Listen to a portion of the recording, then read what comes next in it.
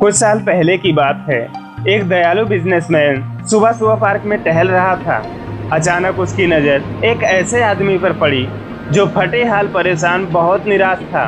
उसे देखकर उस दयालु बिजनेसमैन को दया आ गई। वह उसके करीब गया और उसके परेशानी का कारण पूछा तो उसने रोते हुए कहा, अब मैं जीना नहीं चाहता, अब मैं मर जाना चाहता हूँ। उस बिजनेसमैन ने दोबारा पूछा, आखिर तुम मरना क्यों चाहते हो? ऐसा क्या हो गया जो तुम जीना नहीं चाहते हो? उस परेशान आदमी ने जवाब दिया, मेरा सब कुछ बर्बाद हो गया है। मेरा बिजनेस, मेरी जमा पूंजी और यही नहीं, मेरे ऊपर बहुत ज्यादा कर्ज हो गया है। मुझे समझ नहीं आ रहा है मैं क्या करूं। सारे रास्ते बंद हो गए हैं। अब मेरा मर जाना ही अच्छा होगा। उस दयालु बिजनेसमैन ने मन ही मन सोचा, यह आदमी तो अंदर से पूरी तरह से टूट गया है, मुझे इसकी मदद करनी होगी। उस दयालु बिजनेसमैन ने उस परेशान आदमी के बताए गए जरूरत के हिसाब से उसे एक चेक काट कर दिया और उससे बोला, मैं ठीक 6 महीने बाद इसी तारीख को और इसी पार्क में तुम्हारा इंतजार करूंगा। जितने पैसे का मैंने चेक तुम्हें दिया है उतने पैसे का तुम चेक मुझे दोगे, ठीक है? उस परेशान आदमी ने कहा, मैं आपका उपकार कभी नहीं भूलूंगा। मैं ठीक 6 महीने बाद इसी तारीख को और इसी जगह पर चेक के साथ मिलूंगा। क्या वाकई परेशान आदमी 6 महीने बाद इसी जगह पर चेक के साथ मिलेगा? चलिए आगे जानते हैं। दयालु बिजनेसमैन और परेशान आदमी दोनों अपनी मंजिल की ओर चल दिए। परेशान आदमी अब बिल्कुल परेशान नहीं था, वह खुश था क्योंकि उसके पास इतने सारे पैसे आ गए थे जिससे वह सारी परेशानी दूर कर सकता था। मुझे तो शक हो रहा है, क्या आपको शक नहीं हो रहा है? कहीं ऐसा तो नहीं जो चेक परेशान आदमी को मिला है वो नकली तो नहीं?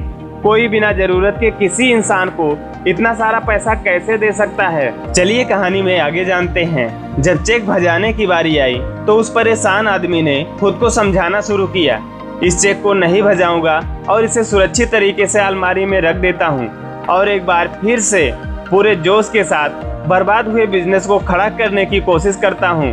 अगर नहीं हो पाया तो चेक अलमारी में ही रहेगा, इसे भजाकर मैं अपना सारा कर्ज उतार दूंगा। उस परेशान आदमी ने चेक को अलमारी में रखकर एक बार फिर से पूरे जोश के साथ अपने बर्बाद हुए बिजनेस को खड़ा करने में लग गया।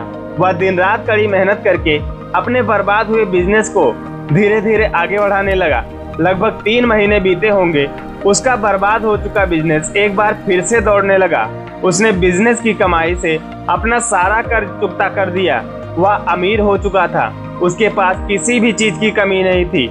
उसे अलमारी में रखे चेक को भजाने की जरूरत ही नहीं पड़ी। उसे चेक मिले 6 महीने और वही तारीख हो गए थे। उस दयालु बिजनेसमैन का चेक लौटाने निकल पड़ा जो आज उसका पार्क में इंतजार कर रहा था। उस दयालु बिजनेसमैन ने उस परेशान आदमी से ऐसी क्या बात कही थी कि उसके पैरों तले जमीन खिसक गई। एक पल के लिए वह दयालु बिजनेसमैन उस परेशान आदमी को सूट बूट में देखकर पहचान नहीं पाया। जब वह आदमी बिजनेसमैन के पास आया तो उसे अच्छे से पहचान लिया। परेशान आदमी जो अब अमीर हो चुका था, उसने उस दयालु बिजनेसमैन को चेक लौटाते हुए कहा, मुझे कभी इसकी जरूरत ही नहीं पड़ी। दयालु बिजनेसमैन ने कहा, वैसे यह चेक किसी काम का नहीं है, यह एक नकली चेक है। मैंने इसे तुम्हें सिर्फ 2 पल की जिंदगी और मिल जाए इसलिए दिया था। जब यह बात उस परेशान आदमी ने सुनी जो अमीर हो चुका था तो उसके पैरों तले जमीन खिसक गई। वह इसलिए हैरान था कि वह अगर खुद पर विश्वास करके पूरे जोश और हिम्मत के साथ प्रयास न किया होता तो आज उसका क्या होता। दोस्तों, कभी कभी हमारे जीवन में भी ऐसा समय आता है कि हमारी लाख कोशिशों के बावजूद भी हम असफल हो जाते हैं। ऐसे में हम खुद पर विश्वास और लगातार प्रयास करके बर्बाद हुए जीवन को भी सफल बना सकते हैं।